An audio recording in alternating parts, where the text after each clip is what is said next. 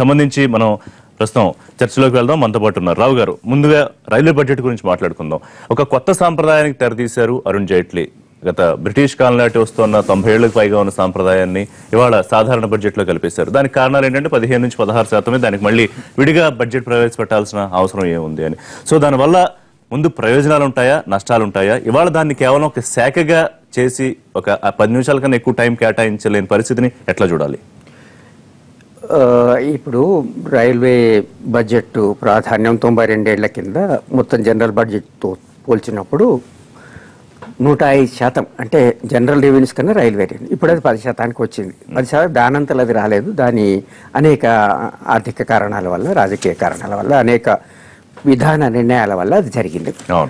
జరగాల్సింది కూడా కొంత 10%కే వచ్చింది. ఇంకా అయితే 10% అయినా 15% అయినా రైల్వే చాలా ప్రధానమైనటువంటి మౌలిక రంగం. అది దేశంలో ఉన్నటువంటి అనేక సంఖ్యలో ఉన్న పేదలకి ఉండేటువంటి ఒక ట్రాన్స్పోర్ట్, అట్లాగే వస్తు రవాణాకు కూడా అది ఉపయోగపడాల్సినటువంటి సంస్థ. అంతకు ముందు ఇక్కడ సిఐ ప్రతినిధులు మాట్లాడిన విషయం అండి, ఉమెన్ ఎంపవర్మెంట్ గురించి. మనం అనేది మహిళా శక్తి కేంద్రాలకు సంబంధించి దాదాపు 500 కోట్లు అలొకేషన్ కన్నా మించి ఇంకేమన్నా ప్రత్యేకంగా చెప్పిన సందర్భం ఏమన్నా ఉందా? లేకపోతే నెక్స్ట్ బడ్జెట్ లో దాని డీటెయిల్స్ డీటెయిల్డ్ గా వచ్చే అవకాశం ఉంటుందా రిపోర్ట్ లో? దీనికంటే ముందు అసలు ఈ స్వరూపాన్ని మనం మాట్లాడుకుంటే అక్కడికి మనకు తెలుస్తుంది. మనం ముందు రైల్వేల గురించి మాట్లాడుకున్నాం. రైల్వేలు ప్రాధాన్యత మనం ప్రత్యేకించి ఇక్కడ చెప్పాల్సిన పని లేదు. 13 లక్షల మంది ఉద్యోగులు పనిచేస్తున్నారు. 15-16 లక్షలు ఉండేవాళ్ళు, తగ్గిపోయింది రీఫార్మ్స్ ప్రాసెస్ లో. దాని తర్వాత మనం 100 కోట్ల సరుకు రవాణా చేస్తున్నాం. 12,000 ట్రైన్లు మనకున్నాయి. 2.5 కోట్ల ప్రజలు తిరుగుతున్నారు. అంటే ఇంత ప్రధానమైందని చెప్పడానికి నేను చెప్తున్నాను. ప్రత్యేక ఇట్లాంటి రైల్వే బడ్జెట్ ఒక ప్రత్యేకమైన బడ్జెట్గా ఉండకుండా దీంట్లో విలీనం చేయడం పైన కొంత మనం ఆలోచించాల్సిన అవసరం ఉంది మనకు.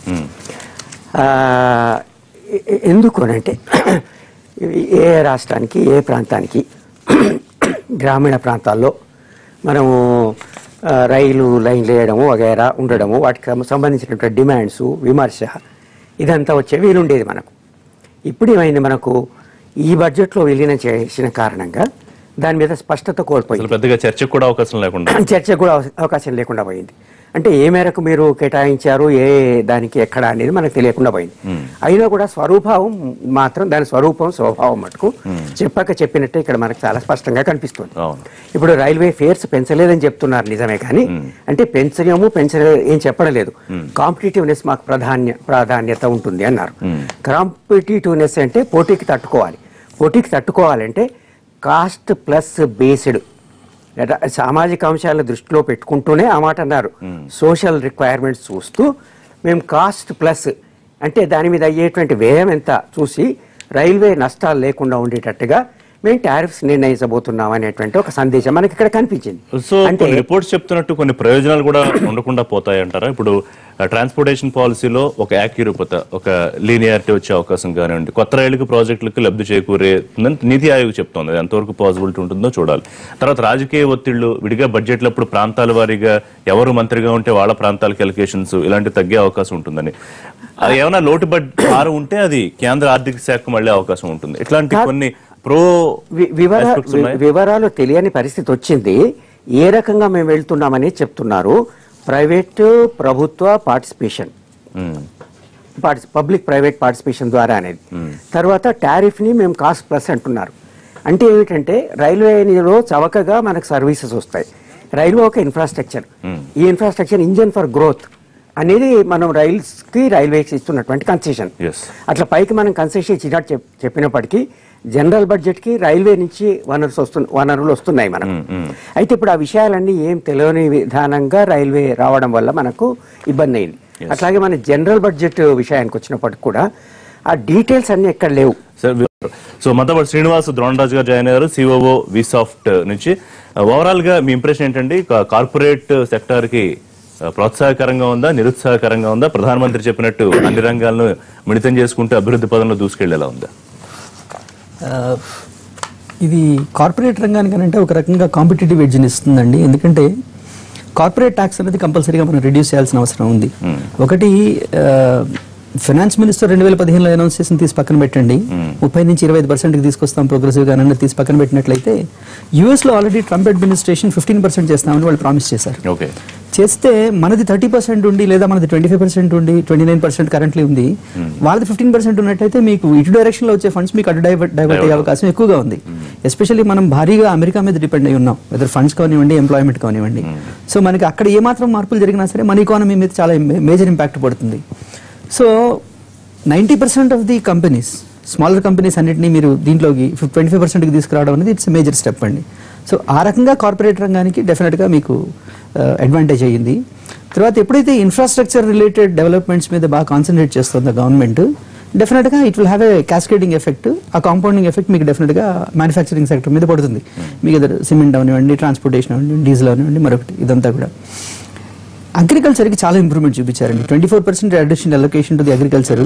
తర్వాత ఇన్ఫ్రాస్ట్రక్చర్ వైజ్ మీకు డిజిటైజేషన్కి సపోర్ట్ చేసే మీకు బ్రాడ్బ్యాండ్ అక్కడ తీసుకెళ్ళడం, హాట్స్పాట్స్ మీకు రూరల్ ఏరియాస్లో మీకు అవైలబుల్గా చేయడం ఒకటి. డిస్ట్రిక్ట్ లెవెల్లో కూడా PG seats, medical seats introduce చేస్తా ఉన్నారు. అంటే వాటి యొక్క కెపాసిటీ బాగా పెరుగుతుందండి. పేషెంట్స్ని ట్రీట్ చేసే కెపాసిటీ చాలా విపరీతంగా పెరుగుతుంది. సో మీకు ఈ డెత్స్ కానీ ఏమైనా సరే మీకు ఇప్పుడు ప్రస్తుతం డిస్ట్రిక్ట్ లెవెల్ హాస్పిటల్ కానీ వచ్చినట్లయితే సాధ్యం వరకు వాళ్ళు ఇనిషియల్ లెవెల్లో వాళ్ళు మిటిగేట్ చేసే అవకాశం ఎక్కువగా ఉంది. కాబట్టి life expectancy in the rural areas also is likely to go up. ఉద్యోగస్తుల రంగానికి వస్తే మాత్రం ఇది డెఫినెట్లీ డిసప్పాయింటింగ్ బడ్జెట్ అండి. డిజిటైజేషన్ని చాలా ఫేవరబుల్గా చేశారు, ఆటోమేషన్ని చాలా స్ట్రాంగ్గా ఫేవరబుల్ చేశారు. ఎందుకంటే 1900 కోట్లు ప్రైమరీ అగ్రికల్చర్ కోఆపరేటివ్ సొసైటీస్, ఎందుకంటే మనకి almost 9.5 crores to 12 crores farmers are expected to be banking only with primary agriculture cooperative society. ఎందుకంటే ఒక ఫార్మర్కి బ్యాంక్ అన్నది ఎప్పుడు గుర్తొస్తుందంటే లోన్ కావాల్సి వచ్చినప్పుడే గుర్తొస్తుంది. సాధ్యమైనంత వరకు ఆ అవకాశం అంతా కూడా వాళ్ళు ప్రైమరీ అగ్రికల్చర్ కోఆపరేటివ్ సొసైటీస్ నుంచి తీసుకుంటున్నారు. చాలా మటుకు అవి కోర్ బ్యాంకింగ్లోకి రాలేదండి. 99% ఆఫ్ ది ప్యాక్స్ ఏవైతే ఉన్నాయో కోర్ బ్యాంకింగ్లోకి రాలేదు. ఒకటి అడ్వాంటేజ్ ఏమైతుందంటే మీ కోర్ బ్యాంకింగ్లోకి తీసుకొచ్చినందువల్ల దగ్గర ఈ 10 కోట్ల మంది ఎంతమంది ఉన్నారో ఫార్మర్స్ వాళ్ళందరికీ కూడా కార్డ్ ఇష్యూ చేయడం జరుగుతుంది. సో వాళ్ళు ఫైనాన్షియల్ ఇంక్లూజన్లోకి వస్తారు. పొలిటికల్ ఫండింగ్ అన్నది ట్రాన్స్పరెన్సీ తీసుకురావడం అనేది చాలా మేజర్ స్టెప్. మీరు 20,000 నుంచి 2,000కి తీసుకొచ్చి 2,000 అండ్ అబోవ్ అయినట్లయితే మీరు డిజిటల్ పేమెంట్స్ చేయడం ఒకటి, ఆర్బీఐ బాండ్స్ ఒకటి ఇష్యూ చేయడం ఒకటి, ఈ రెండు కూడా చాలా చాలా ప్రాధాన్యత సంతరించుకునే విషయాలండి ఈ రెండు కూడా. సో మీరు చూసినట్లయితే అగ్రికల్చర్ సెక్టర్ చాలా సబ్స్టాన్షియల్గా ఇంప్రూవ్ అవుతుంది. చైల్డ్ అండ్ విమెన్ వెల్ఫేర్కి మంచి అలొకేషన్ జరిగింది. ఎస్సీ ఎస్టీ అండ్ మైనారిటీస్కి కూడా సాలిడ్ అలొకేషన్ జరిగింది. Infrastructure is going to be given a wonderful uplift. Digitisation ని చాలా సపోర్ట్ చేస్తుంది, ఆటోమేషన్ సపోర్ట్ చేస్తుంది. ఒక్క నిరుత్సాహం జరిగింది మాత్రం ఓన్లీ ఉద్యోగస్తులకు సంబంధించినంత మటుకు మాత్రం నిరుత్సాహం. సో ఓవరాల్ గా అంటే 70 to 80% బానే ఉంది అని చెప్తారా? To that extent I think I can say that. చిన్న బ్రేక్ తీసుకున్నాం, బ్రేక్ తర్వాత చర్చ